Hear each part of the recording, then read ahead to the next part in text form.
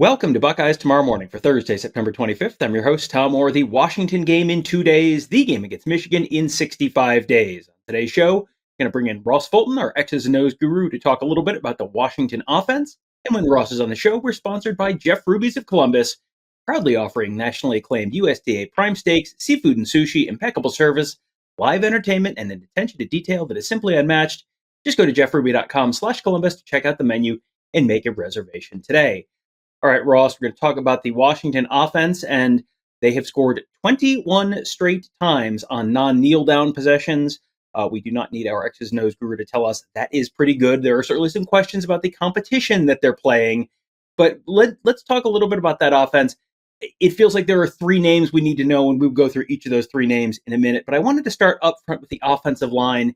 Just want to get your thoughts, because Tony Gerderman and I watched two of their three games. I actually watched a decent amount of their third one as well. And their offensive line has seemed kind of consistently fine, pretty good. They get a decent push in the run game, but they really haven't played anyone yet. Is there anything that really stands out about the Washington offensive line when you watch them? Yeah, they're really inexperienced at the left guard. And, I think a lot of what they're able to do is enabled by the tailback and the quarterback, their skill position players. They are a heavy zone team. So you're going to get a lot of inside zone, outside zone. They will get under center a little bit.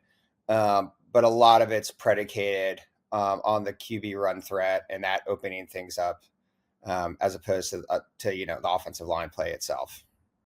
And when you say they're inexperienced at left guard, John Mills, their left guard, he wears number 72.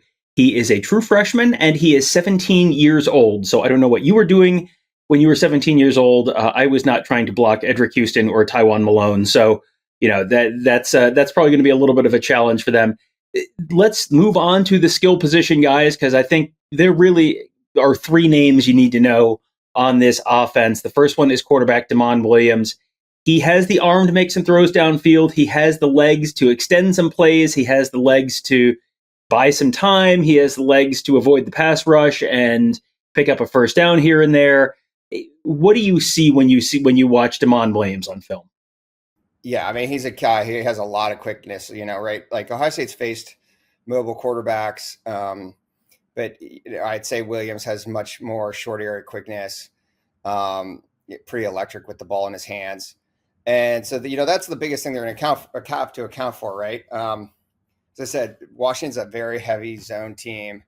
Their gap run percentage is below what you see from the typical college football team. So I think you're going to see a lot of the penny front from Ohio State, where you get your 5-1, and then you're going to have to play games on the backside, right? Whether that's Arvell Reese accounting for the quarterback, scrape exchanging, bringing Caleb Downs down as a +1, in single high look. So you're messing with Demond Williams' reads on the backside, but trying to account for the quarterback. And then obviously on third down, we talked about last week, Matt Patricia has done a really nice job thus far, having the defensive line maintain rush lanes.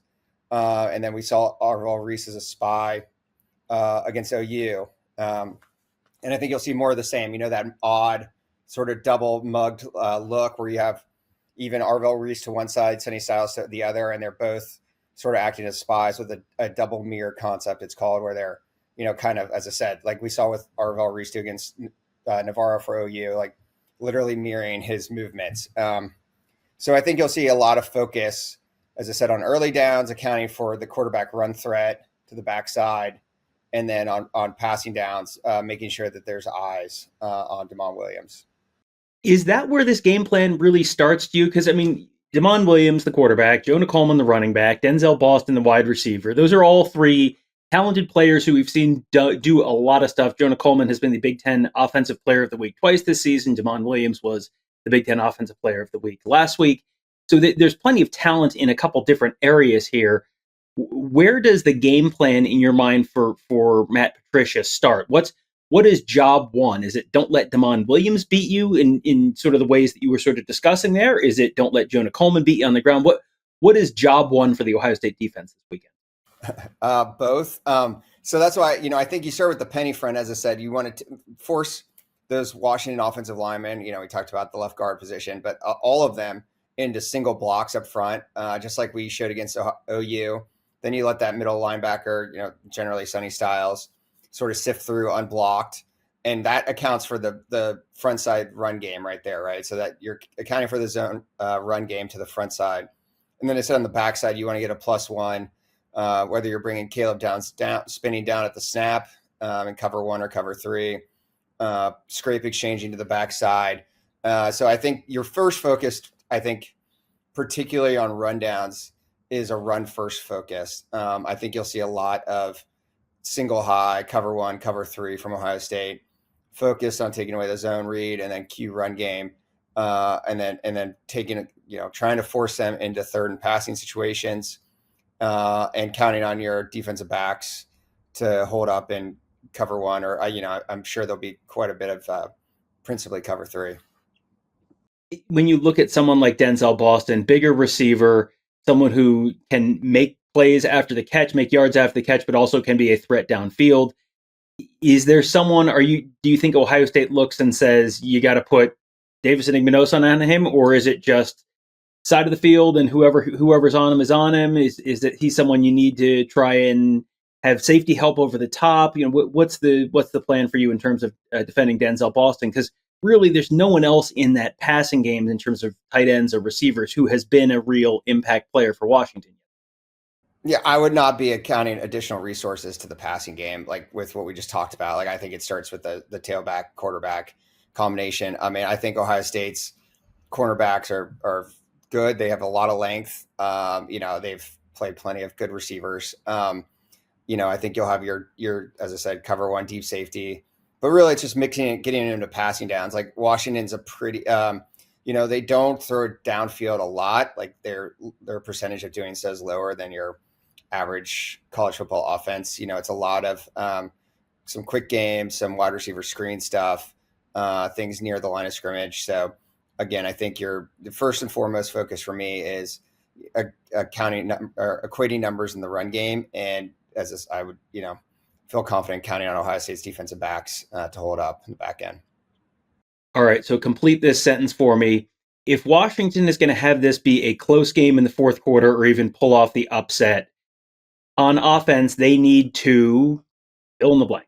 Yeah, do the opposite of what I just said, which is run the ball well, be able to control the front side of Ohio State's defense, get explosive plays out of the run game with Damon Williams, both in terms of design quarterback reads, quarterback whether that's read plays or design quarterback runs, get on third down, have him pick up some third and longs with his legs, hit some plays out of structure, and then use the screen game to your advantage as well. Just really trying to be able to use the quarterback run threat to create numbers elsewhere.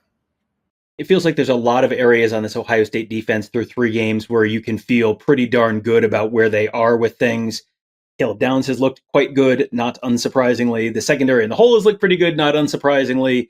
Arvell Reese has really come a long way, Sonny Styles. But is there an area, like what is the area on defense where, I don't know if it's even an area of concern, but what is the area that you have maybe questions about, or you're just kind of interested to see more from right now on the Ohio State defense? I think 3 technique is the most obvious answer. Edric Houston has been spotty. Seems like he's sort of been in the doghouse. They liked how Tywone Malone played there against OU, but obviously he was not the penciled-in starter going forward, and they don't have a ton of depth. So they've been really Caden McDonald's been great at nose, and as I said, like with all the odd front, they can somewhat minimize their use of the 3 technique. I also kind of expect them to use some more of that 3-3 look we talked about against OU, where you're getting just 3 defensive linemen and all 3 linebackers, putting Riley Pettijohn on the field as well, just to get you some athleticism to sort of match the quarterback run threat, and you can play some games.